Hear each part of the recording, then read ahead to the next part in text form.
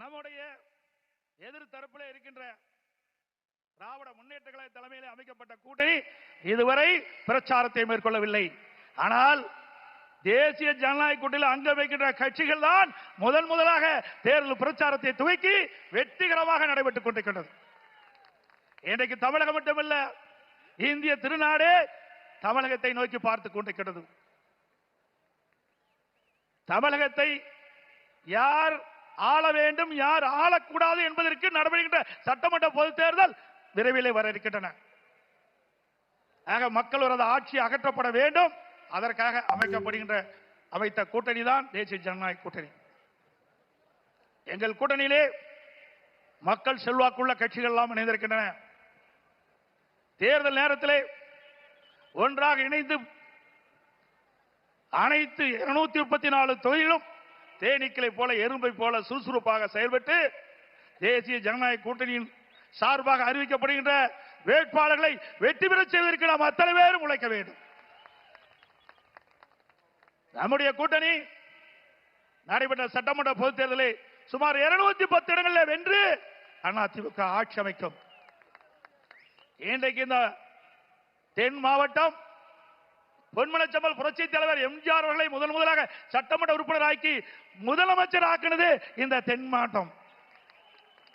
முதலாக இதே புரட்சி தலைவி அம்மா அவர்கள் போட்டியிட்டதும் தென் மாவட்டத்திலே தான். தென் மாவட்டத்தை பொறுத்த வரைக்கும் நம்முடைய இருவரும் தலைவர்களுக்கு பக்கபலமாக இருக்கின்ற மக்கள் தென் மாவட்ட மக்கள். ஆகவே தென் மாவட்டத்தை பொறுத்த வரைக்கும் இன்றைக்கு தேசிய ஜனநாயக கூட்டணி பலம் பொருந்திய கூட்டணியாக அமைந்திருக்கு என்பதை இந்த நேரத்தில் தெரிவிக்க விரும்புகின்றேன். பொன்மனச்சம்பல் புரட்சி தலைவர் எம்ஜிஆர் அவர்கள் முதலாக கட்சியை தொடங்கியவுடன் முதல் தேர்தல் சந்தித்ததும் தென் மாவட்டத்திலே தான். திண்டுக்கல் நாடாளுமன்றம் முதல் வெற்றியை தென் மாவட்ட மக்கள் தான் அதிமுகவுக்கு கொடுத்தார்கள். அதேபோல் நடைபெறுகின்ற சட்டமன்ற பொது தேர்தலையும் தேசிய ஜனநாயக கூட்டணிக்கு அதிக இடங்களிலே கொடுத்து அதிமுக ஆட்சிவதற்கும் தென் மாவட்ட மக்கள் துணை நிற்பார்கள். அனைத்து இந்திய அண்ணா திராவிட முன்னேற்ற கழகத்தை பொறுத்த வரைக்கும் ஜாதிக்கும் மதத்திற்கும் அப்பாற்பட்ட கட்சி. எங்களுடைய தலைவர்கள் வகுத்த பாதையிலே அனைத்து இந்திய அண்ணா திராவிட முன்னேற்ற கழகம் மிகச் சிறப்பாக செயல்பட்டுக் கொண்டிருக்கிறது. பல்வேறு சோதனைகளை கண்ட இயக்கம் அதிமுக இயக்கம். தமிழகத்தில் 31 ஆண்டு காலம் ஆட்சி புரிந்த இயக்கம் அதிமுக இயக்கம். பொன்விழா கண்ட கட்சி அதிமுக கட்சி. இன்றைக்கு தமிழ்நாடு இந்த அளவுக்கு வளர்ந்திருக்கு என்று சொன்னால் அது எங்களுடைய தலைவர்கள் ஆட்சி காலத்திலே தமிழ்நாட்டிற்கு பல்வேறு திட்டங்களை கொண்டு வந்து அதனால் இன்றைக்கு தமிழகம் ஏற்றம் பெற்றிருக்கின்றது. பாரத பிரதமர் அவர்கள் நாட்டுடைய பாரத பிரதமராக பொறுப்பேற்றவுடன் இன்றைக்கு இந்திய நாடே வளர்ச்சி அடைந்திருக்கின்றது. உலக நாடுகள் திரும்பி பார்க்கின்ற அளவுக்கு இந்திய நாட்டுடைய வளர்ச்சியை பார்க்கப்படுகிறது. இந்திய நாட்டை கண்டு பொறாமைப்படுகின்ற அளவிற்கு உலக நாடுகள் இருக்கின்றன. அந்த அளவுக்கு வளர்ச்சியை கொடுத்திருக்கின்றார். அது மட்டுமல்ல, திரு ஸ்டாலின் அடிக்கடி குறிப்பிடுகிறார், இன்றைக்கு மத்தியில் இருக்கின்ற ஆட்சியாளர்கள் தமிழ்நாட்டிற்கு எந்த வளர்ச்சியும் கிடைக்கவில்லை என்று ஒரு தவறான அவதூறான பிரச்சாரத்தை பரப்பி வருகிறார். நாம் சிந்தித்து பார்க்க வேண்டும்.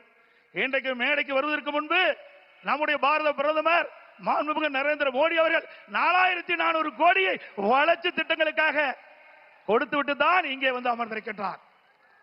ஒவ்வொரு முறையும் தமிழ்நாட்டுக்கு வருகின்ற பொழுது ஆயிரக்கணக்கான கோடியை ஒதுக்கி தமிழ்நாடுடைய வளர்ச்சிக்காக அவர் பாடுபட்டுக் கொண்டிருக்கின்றார்.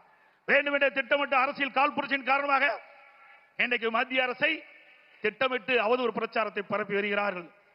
திரு ஸ்டாலின் அவர்களை 15 ஆண்டு காலம் மத்தியில் ஆட்சி அதிகாரத்தில் இருந்தீர்கள். தமிழகத்திற்கு எந்த நிதியை கொடுத்தீர்கள், என்ன திட்டத்தை கொண்டு வந்தீர்கள், அதனால் தமிழக மக்கள் எந்த ஏற்றம் பெற்றார்கள் என்று உங்களால் சொல்ல முடியுமா? குடும்பத்தில் இருக்கிற உறுப்பினர்கள் மத்தியிலே அமைச்சராக வந்தார்கள், அதிகாரத்திற்கு வந்தார்கள், கொள்ளையடித்தார்கள். அதுதான் உங்களுடைய கட்சியினுடைய நிலைப்பாடாக இருந்தது. அங்கே கொடி பறக்கின்றது. எதனால் பறக்கின்றது? காற்றிலே பறக்கின்றது. காற்றுக்கு கண்ணுக்கு தெரிகிறதா? தெரியாது. அந்த காட்டில் கூட ஊழல் செய்கின்ற ஒரே கட்சி திமுக கட்சி. 2G ஸ்பெக்ட்ரம் ஊழல் 1,74,000 கோடி ஊழல் செய்த கட்சி திராவிட முன்னேற்ற கழக கட்சி.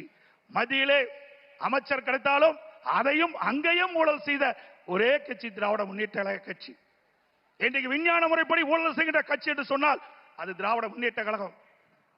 இன்றைக்கு சர்க்காரிய கமிஷன் தெளிவுபடுத்தது. அதில் கொடுக்க அறிக்கையில பார்க்கின்ற பொழுது விஞ்ஞான முறைப்படி ஊழல் செய்கின்ற அரசு திராவிட முன்னேற்ற கழக அரசு. இந்தியாவிலே எத்தனையோ மாநிலம் இருக்கின்றன. ஊழலுக்காக கலைக்கப்பட்ட ஒரே அரசாங்கம் திமுக அரசாங்கம். அப்படி ஊழல் நிறைந்த கட்சி, ஊழல் நிறைந்த அரசாங்கம், அந்த அரசாங்கத்தை தான் நாம் அகற்றப்பட வேண்டும் என்று நாம் ஒவ்வொருவரும் இன்றைக்கு செயல்பட்டுக் கொண்டிருக்கின்றோம்.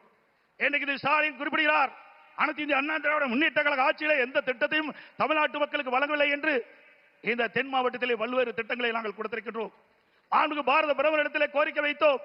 ஒரே நேரத்தில் ஒரே ஆண்டில் 11 அரசு மருத்துவக் கல்லூரி மருத்துவமனையை மத்திய அரசு மூலமாக பெற்றோம். திராவிட முன்னேற்ற கழக ஆட்சிக்கு வந்து ஒரு அரசு மருத்துவக் கல்லூரி மருத்துவமனை பெற முடியவில்லை. அது மட்டுமல்ல, இன்றைக்கு மத்திய அரசாங்கம் வந்த பிறகு இன்றைக்கு பாம்பன் ரயில்வே பாலம் அற்புதமாக கட்டி கொடுத்திருக்கின்றார்கள். அதோடு அனைத்து இந்திய அண்ணா திராவிட முன்னேற்ற கழக ஆட்சி இன்றைக்கு மாண்பு அம்மா இருக்கின்ற பொழுது தென் மாவட்ட மக்களுக்கு பயன்படுகின்ற விதமாக எய்ம்ஸ் மருத்துவமனை வேண்டும் என்று கேட்டார்கள். உடனடியாக மத்திய அரசு கொடுத்து அந்த பணி நடந்து கொண்டிருக்கிறது. அதையும் முடக்க பார்த்த அரசாங்கம் தான் திராவிட முன்னேற்ற கழக அரசாங்கம். இன்றைக்கு அனைத்து இந்திய அண்ணா திராவிட முன்னேற்ற கழக பல்வேறு திட்டங்களை நாங்கள் நிறைவேற்றி தந்திருக்கிறோம். தத்தநேரி முதல் ஆரப்பாளையம் வரை பேருந்து நிலையம் வரை புரட்சி தலை அம்மா பாலம், மதுரை கோரிப்பாளையம் பெரிய பாலத்திற்கு இணையாக புதிய பாலம், அதற்கு புரட்சி தலைவர் எம்ஜிஆர் பாலம், அரசு ராஜாஜி மருத்துவமனை ரூபாய் 250 கோடி ரூபாயிலே அதை தரம் உயர்த்திருக்கிறோம். மதுரை காமராஜர் பல்கலைக்கழகம் 50 கோடியிலே உயர்மட்ட பாலம். சுபாஷ் சிட்டி திட்டங்கள் மத்திய மாநில அரசு சுமார் 1100 கோடி ஒதுக்கப்பட்டிருக்கிறது. மதுரை மக்கள் நீண்ட காலமாக பாதுகாக்கப்பட்டது குடிநீர் வழங்க வேண்டும் என்று கோரிக்கை வைத்தார்கள். அந்த கோரிக்கையை ஏற்று அனைத்து இந்திய அண்ணா திராவிட முன்னேற்ற கழக அரசு இருக்கின்ற பொழுது சுமார் 1296 கோடி நிதி ஒதுக்கீடு செய்யப்பட்டு இன்றைக்கு லோயர் கேம்ப் அங்கே இருந்து குழாய் மூலமாக தண்ணீரை கொண்டு வந்து நம்முடைய மதுரை மாநகர மக்களுக்கு தங்குதடை இல்லாமல் நீரை வழங்குவதற்கு அடிக்கல் நாட்டப்பட்டு அந்த திட்டத்தை துவக்கி வைத்த அரசாங்கம் அண்ணா திமுக அரசாங்கம். அதுபோல மதுரை மாநகருடைய போக்குவரத்தை குறைப்பதற்காக சுமார் 27 கிலோமீட்டர் சுற்றுச்சாலை அமைத்து கொடுத்ததும் அண்ணா திமுக அரசாங்கம். முடக்கு சாலை பறக்க பாலம் 50 கோடி. அதே போல கோவை கொடிசியா அங்க இருக்கின்ற அதே போல மதுரையிலே சிட்டி சென்டர் மிகப்பெரிய அரங்கம் அமைக்கப்பட்டிருக்கிறது.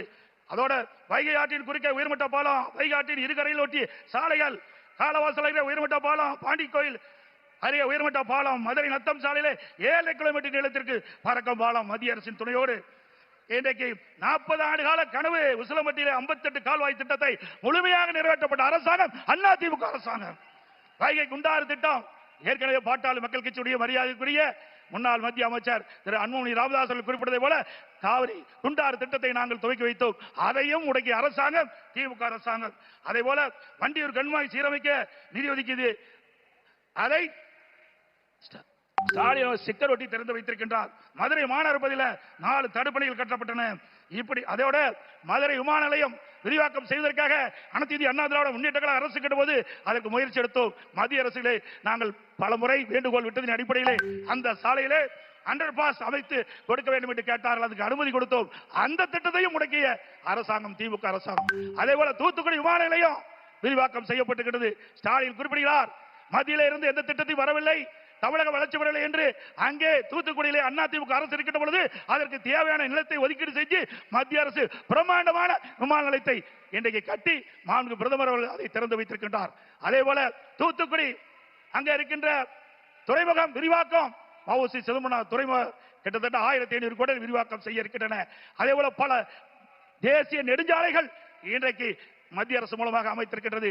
இப்படி அனைத்து இந்திய அண்ணா திராவிட முன்னேற்ற கழக ஆட்சியிலும் எண்ணற்ற திட்டங்களை கொடுத்திருக்கின்றோம். அதே போல மத்தியிலே இன்னைக்கு பாரத பிரதமர் மரியாதைக்குரிய நரேந்திர மோடி அவர்கள் வந்த பிறகு இன்றைக்கு பல்லாயிரக்கணக்கான கோடி தமிழ்நாட்டுடைய வளர்ச்சிக்காக நிதி ஒதுக்கீடு செஞ்சு திட்டங்கள் நிறைவேற்றப்படுகின்ற செய்தி இந்த நேரத்தில் தெரிவித்து வருகின்ற சட்டமன்ற பொதுத் தேர்தலில் நம்முடைய தேசிய ஜனநாயக கூட்டணியுடைய வேட்பாளர்கள் போட்டிடுவார்கள். அவர்களுக்கு முழு ஆதரவை நல்கி அனைவரையும் வெற்றி பெற செய்ய வேண்டும் என்று அன்போடு கேட்டு மீண்டும் நம்முடைய